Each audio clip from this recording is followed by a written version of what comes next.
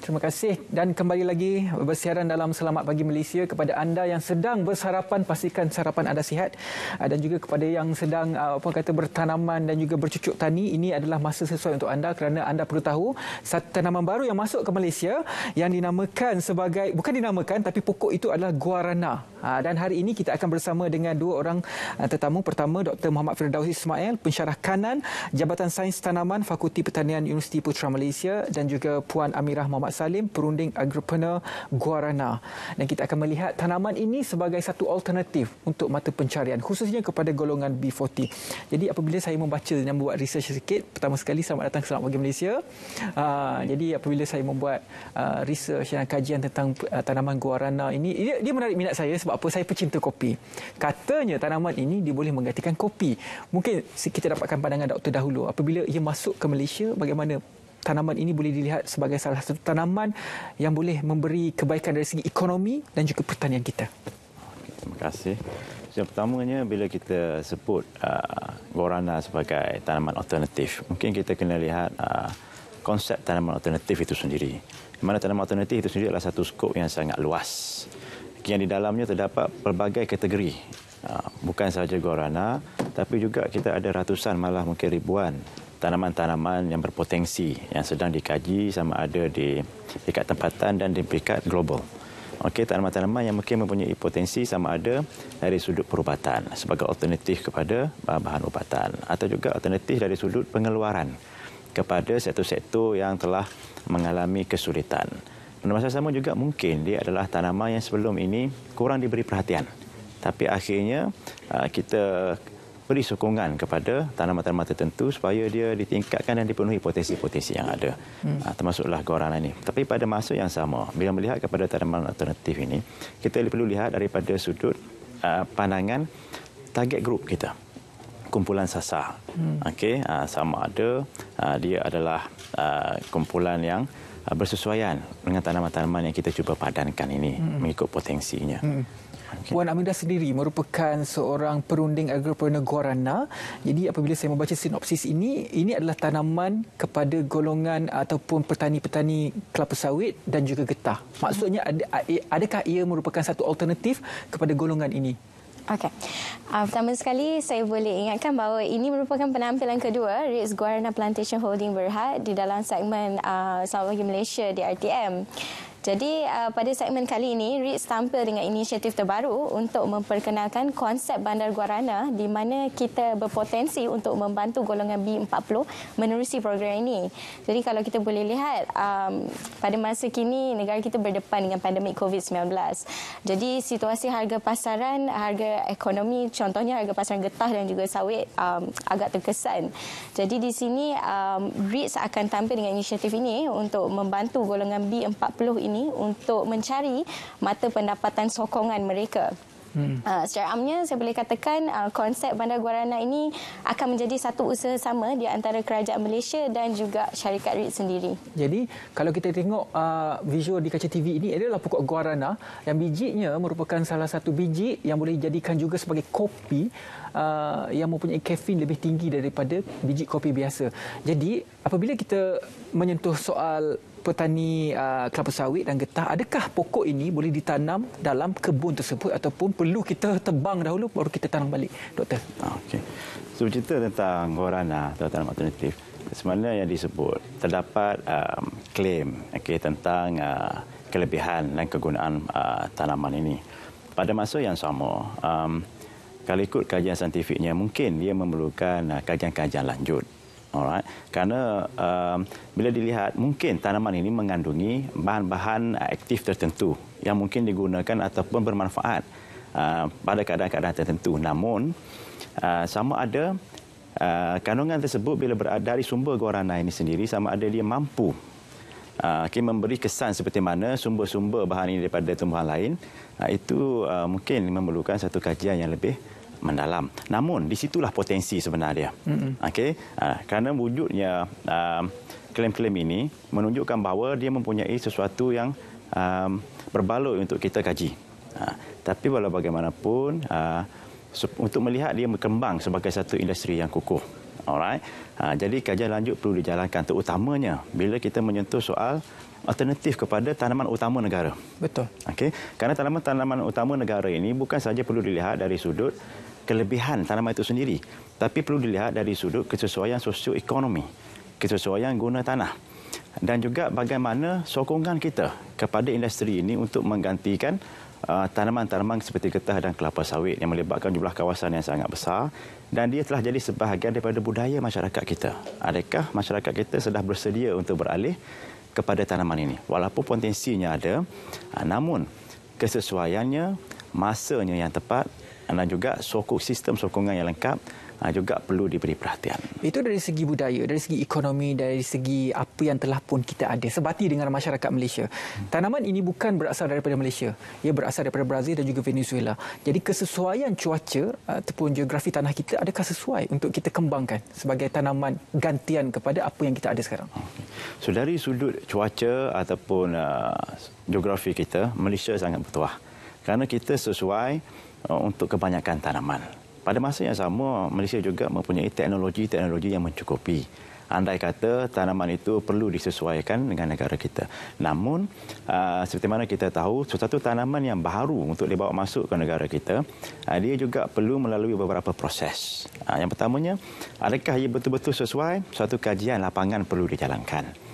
Maknanya kita perlu buat apa yang kita panggil local verification trial, untuk pastikan bahawa tanaman yang kita import dari luar ini sesuai dengan jenis-jenis tanah yang kita ada, dan juga selain daripada kesesuaian cuaca dan juga tanah, kita juga perlu lihat dengan kesesuaian kemahiran yang kita ada. Adakah warga kita, kumpulan sasaran kita telah bersedia dari sudut latihannya, pengetahuannya, begitu juga dari sudut processingnya, dan juga dari sudut sokongan. Contohnya, siapa yang akan melakukan processing, pemprosesan, ataupun adakah kita mempunyai fasiliti yang mencukupi jika satu hari nanti semua orang menanamnya, dan biji ini perlu dibawa kepada siapa. Okey, dan yang lebih penting adalah dalam konteks ini adalah bagaimana dengan sistem sokongan dari sudut jaminan. Contohnya kita bercakap tentang menjadikan dia alternatif kepada sumber pendapatan kepada golongan P40. P40 yang kita tahu mereka memerlukan satu jaminan. Mereka dalam keadaan yang mungkin agak terkesan dari sudut ekonomi. Jadi bila kita beri alternatif tanaman baru, andai kata sesuatu terjadi di dalam tanaman itu, siapakah yang akan memberi jaminan? Adakah ada suatu insurans untuk mereka? Okey. So jadi dari sudut potensinya, ini antara perkara yang saya rasa kita perlu lihat. Tapi di sini jugalah potensi untuk kita kaji secara bersama. Itu perspektif daripada pakar pertanian kita. Puan Amirah, bagaimana melihat potensi yang ada pada guarana ini untuk kita kembangkan? Okey, potensi yang ada pada guarana ni, kalau saya boleh beritahu tentang proses-proses dan prosedur dia, REITs mengalu-alukan petani individu yang mempunyai tanah, sama ada sewaan ataupun milikan sendiri, untuk tampil menghubungi REITs, kerana REITs akan membekalkan biji benih dan juga anak pokok. Dan selepas satu tempoh matang, petani ini boleh menjual semula hasil tanaman dan boleh mendapatkan suatu pendapatan yang lumayan. Jadi tidak perlu timbul sebarang kerisauan, kerana usaha sama ini akan dimeterai melalui satu perjanjian yang sah daripada syarikat REITs sendiri dan individu tersebut. Sehingga hari ini di Malaysia sudah berapa banyak tanah yang telah pun ditanam dengan guarana? Kita ada lebih kurang 100 ekar yang sudah menanam pokok guarana ini. Dari segi penghasilannya, bijinya ke mana selepas itu? Okey, bijinya petani akan menjualkan semula hasil kepada REITs. Jadi pada masa kini kita tidak mempunyai volume yang mencukupi untuk hantar ke kilang. Jadi apa yang kita lakukan, kita proses semula buahnya dan jualkan semula kepada petani-petani ini. Itu dari segi apa yang kita boleh lihat potensi yang ada di Malaysia, dari segi budaya, dari segi ekonomi, mungkin dari segi pelaburannya sendiri. Cuma dari segi penghasilan makannya pula bagaimana? Adakah ia mampu untuk sekurang-kurangnya mencapai tahap makanan yang ada sekarang? Contohnya dalam guarana ini adalah penghasilan kopi, kafein baru, sumber kafein baru. Bagaimana? Okay. So yang pertamanya adalah mana yang dilaporkan, dia mungkin mengandungi kandungan kafein yang lebih tinggi. Tapi kita juga harus melihat pengambilan kafein di negara kita. Adakah dia menjadi suatu makanan utama? Alright. Yang keduanya adalah seperti mana yang saya sebut tadi, selain daripada kafein, di dalam tanaman ini dia juga mengandungi mungkin bahan-bahan aktif yang lain. Alright. kafein dan juga teh. Sumber kafein utama adalah kopi dan teh yang kita menjadi amalan masyarakat kita. Kajiannya telah sangat meluas. Kesan-kesannya, side effect-nya juga telah, kesan-kesan sampingannya juga telah diketahui umum. Dan diperakui dari kajian saintifik. Cuma dari sudut guarana ini, selain daripada kafein, mungkin kita perlu melihat daripada kandungan bahan-bahan lain. Contohnya yang paling ringkas adalah persoalan yang paling ringkas adalah bila makanan melibatkan kesihatan contohnya ataupun dia adalah satu stimulan. Soalan yang paling utama yang kita harus tangani adalah berapakah dos yang sesuai. Adakah dia akan memberi kesan-kesan sampingan.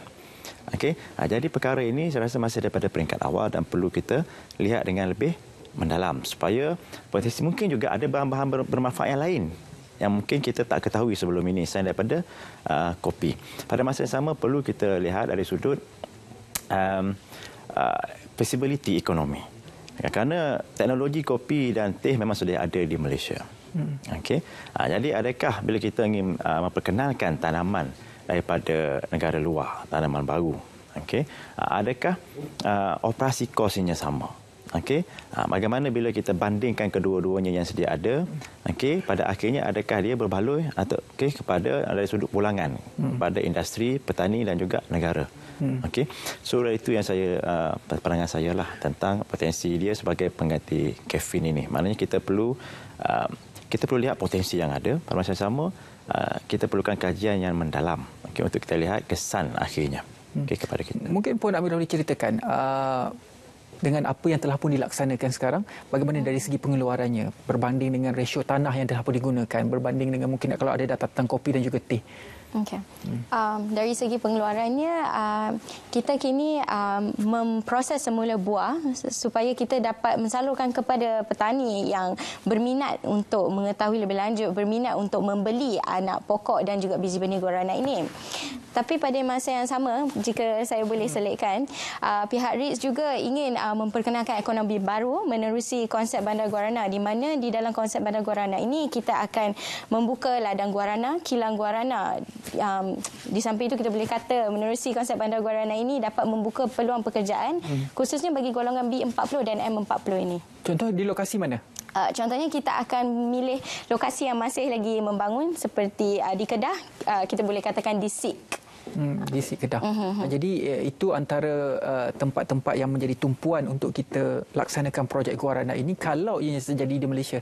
Cuma apabila kita bercakap mengenai tanaman yang datang daripada Brazil, Venezuela, dia bersifat liar, bukan sahaja tanaman, malah dari segi binatangnya, ikannya contohnya, ia memang memberi ancaman. Adakah pokok ini juga akan memberi ancaman kepada tumbuhan yang ada di Malaysia? So bila kita melihat kepada tanaman eksotik ataupun tanaman daripada luar ini, ada beberapa perkara yang kita perlu teliti. Alright. So yang pertamanya contohnya adalah guarana ini datang daripada Brazil yang memang tersenarai sebagai negara yang tinggi risikonya dari sudut beberapa jenis penyakit. Sebab itu bila kita bawa ke sini, dia perlu melalui sekurang-kurangnya satu proses kuarantin dan proses semakan tentang risiko. Pokok itu dikuarantinkan. Dikuarantinkan. Dan kemudian kita perlu lakukan penilaian terhadap risiko penyakit yang dibawa oleh tumbuhan tersebut. Adakah tumbuhan tersebut boleh menjadi host kepada penyakit-penyakit tertentu? Mungkin dia di sini kan, mungkin di dalam bila kita kenalkan dia di dalam ladang. Mungkin dia sendiri boleh menjadi host kepada penyakit-penyakit tertentu yang memberi risiko kepada tanaman-tanaman lain. Terutamanya di Malaysia ini, sektor pertanian kita sangat besar. Dan kita mempunyai kebanyakan tanaman kita pula mengamalkan sistem monoculture, yang mana sejenis tanaman sahaja. Maknanya bila berlaku sekali saja jangkitan, risikonya sangat besar. Sebab itu sebelum dia masuk ke sini, dia perlu melalui proses yang telah ditetapkan oleh kerajaan. Maknanya kita ada biosafety punya unit. Lepas pada itu kita juga kena buat kajian lanjut terlebih dahulu untuk tahu risiko tanaman itu sendiri. Dari sudut penyakit yang dibawa oleh dia sendiri dan juga mungkin penyakit yang boleh menjadi bertambah teruk kesannya dengan pengenalan tanaman-tanaman baru. Bukan saja guarana lah, termasuklah tanaman-tanaman lain. Kerana sebab itu negara kita memperkenalkan satu peraturan-peraturan atau prosedur-prosedur tertentu bukan untuk menyukarkan, tapi sebenarnya untuk menjamin keselamatan industri kita. Pada masa yang sama saya melihat di sini mungkin kita juga perlu menambah upayakan para agropreneur baru ataupun industri kita supaya mereka juga lebih mudah untuk mencapai dan memenuhi standard-standard piawaian yang telah ditetapkan. Kerana piawaian ini bukan saja dari sudut mempertahankan industri kita di dalam negara.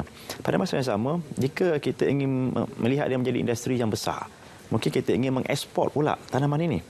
Jadi bila kita ingin mengekspor tanaman ini pula, dia juga harus dihasilkan, dikeluarkan dalam negara dengan memenuhi piawaian-piawaian yang tertentu. Jadi bila kita melihat kepada pembangunan industri dari sudut keselamatan, maknanya dia haruslah selamat daripada masa dia sampai ke sini, dan proses dia berada dalam negara, dan juga untuk kita bawa dia keluar berhasil nanti. Barulah dia boleh bertahan sebagai satu industri yang lestari.